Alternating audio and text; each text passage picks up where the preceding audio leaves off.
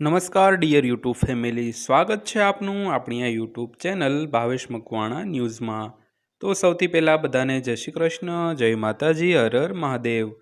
તો મિત્રો, આજે તારીખ થઈ છે 31 જાન્યુઆરી 2025, એટલે કે જાન્યુઆરી મહિનાનો છેલ્લો દિવસ। તો આ એક નિયમ લાગુ પડતા જ પેન્શનરો અને કર્મચારીઓના પગાર પેન્શનમાં થશે 10થી 30% વધારો। તો મિત્રો, કયો નિયમ લાગુ પડવાનો છે તેની આપણે વિડીયોમાં વાત કરવાના છીએ। તો મિત્રો, વિડીયો શરૂ કરતા પહેલાં આપને એક દિલથી નમ્ર વિનંતી કે મિત્રો, આપણે આખો દિવસમાં યુટ્યુબમાં મનોરંજન માટે કેટલા વિડીયો જોતા હોઈએ છીએ અને બધા વિડીયોને લાઈક પણ કરતા હોઈએ છીએ। તો મિત્રો, અમે તો તમારા કામની માહિતી લઈને રોજે આવીએ છીએ, એટલે મિત્રો તમારા કામની માહિતી લઈને આવીએ છીએ, તે માટે આપણા વિડીયોને લાઈક કરી દેજો, આપણી ચેનલને સબસ્ક્રાઈબ કરી લેજો, કારણ કે તમારે ઉપયોગી માહિતી રોજે રોજ અમે બનાવીને તમને આપતા હોઈએ છીએ ખૂબ જ મહેનતથી। એટલે મિત્રો, થોડો સપોર્ટ કરજો, થોડોક અમને વિશ્વાસ આપજો, કારણ કે અમે તમારા માટે અલગ અલગ વિડીયો બનાવી શકીએ। તો શરૂ કરીએ આજનો વિડીયો। તો 8મું પગાર પંચ ફિટમેન્ટ ફેક્ટર। તો વર્ષ 2026ની શરૂઆતથી કેન્દ્ર સરકાર તમામ સરકારી કર્મચારીઓને પગાર અને પેન્શનમાં વધારાની ભેટ આપવા જઈ રહી છે। તો તમારા માટે એ જાણવું ખૂબ જ જરૂરી છે કે સરકાર કયા આધારે ફિટમેન્ટ ફેક્ટર વધારશે અને સરકારી કર્મચારીઓના પગારમાં બરાબર કેટલો વધારો કરશે।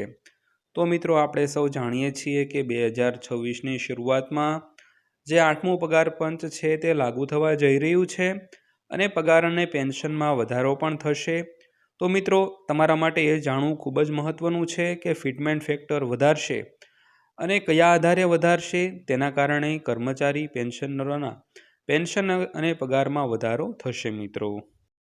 તો આ વર્ષે 7મા પગાર પંચનો કાર્યકાળ પૂરો થવા જઈ રહ્યો છે। તો કેન્દ્ર સરકારે 16 જાન્યુઆરીના રોજ નવા પગાર પંચ એટલે કે 8મા પગાર પંચની રચનાને પણ મંજૂરી આપી દીધી છે।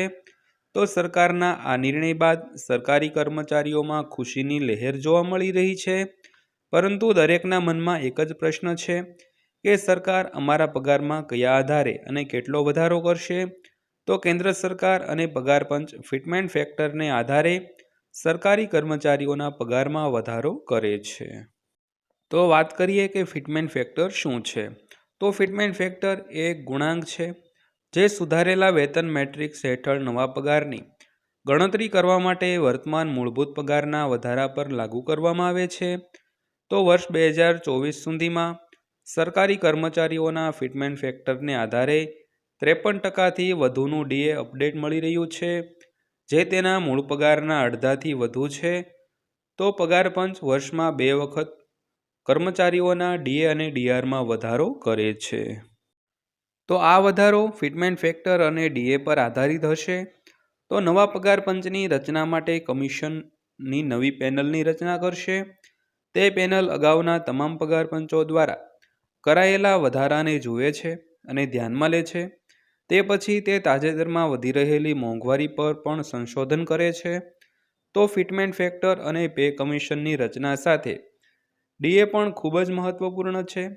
તો ડીએ કર્મચારીઓને મોંઘવારી ભથ્થાના રૂપમાં આપવામાં આવે છે। તો 2.86% જેટલું ફિટમેન્ટ ફેક્ટર આપવાનું મુશ્કેલ છે। તો છેલ્લા ઘણા દિવસોથી ઘણા મીડિયા અહેવાલોમાં દાવો કરવામાં આવી રહ્યો છે કે કેન્દ્ર સરકાર 8મા પગાર પંચના ફિટમેન્ટ ફેક્ટરમાં 2.86% સુધીનો વધારો કરી શકે છે। તે જ સમયે ભારતના ભૂતપૂર્વ નાણાં સચિવ સુભાષચંદ્ર ગર્ગે એક મીડિયા ઇન્ટરવ્યૂમાં કહ્યું કે એનસીજેસીએમ એટલે કે national council of joint consultative machinery તો ચંદ્ર સુધી માંગ કરી શકે છે। તો 2.86%નું ફિટમેન્ટ ફેક્ટર ચંદ્ર માટે પૂછવા જેવું છે, જે હાંસલ કરવું અશક્ય છે। તો 7મા પગાર પંચમાં ફિટમેન્ટ ફેક્ટર શું હતું તેની વાત કરીએ તો 7મા પગાર પંચ હેઠળ ફિટમેન્ટ ફેક્ટર 2.57 પર સેટ કરવામાં આવ્યું હતું, જેણે લઘુત્તમ મૂળભૂત પગાર ₹7,000થી રૂપિયા વધારીને 18,000 કર્યો હતો। તો 8મા પગાર પંચ માટે એવી વ્યાપકપણે અપેક્ષા હતી કે ફિટમેન્ટ ફેક્ટર વધીને 2.86 થઈ શકે છે, જે લઘુત્તમ મૂળભૂત પગારના ₹51,480 સુધી લઈ જશે। તો 8મા પગાર પંચમાં કર્મચારીઓના પગારમાં માત્ર 10થી 30% વધારો થઈ શકે છે. તો નિષ્ણાંતોના મતે સરકારી કર્મચારીઓના પગારમાં મહત્તમ 30%નો વધારો થઈ શકે છે. મતલબ કે જેને 1 લાખ રૂપિયાનો પગાર મળી રહ્યો છે તેના પગારમાં મહત્તમ પગાર 1,30,000 રૂપિયા હશે. તો છેલ્લા પગાર પંચે લગભગ 14થી 15%ના વધારાની ભલામણ કરી હતી. તો મિત્રો, આ હતી આજની માહિતી પસંદ આવી હોય તો વિડીયોને લાઈક કરજો અને રોજે રોજ આવી જ માહિતી મેળવવા માટે આપણી આ ચેનલ અત્યારે જ સબસ્ક્રાઈબ કરી લેજો. તો ફરીવાર પાછા મળીશું નવી માહિતી સાથે, નવા વિડીયો સાથે. ત્યાં સુધી સૌને જય હિન્દ, વંદે માતરમ.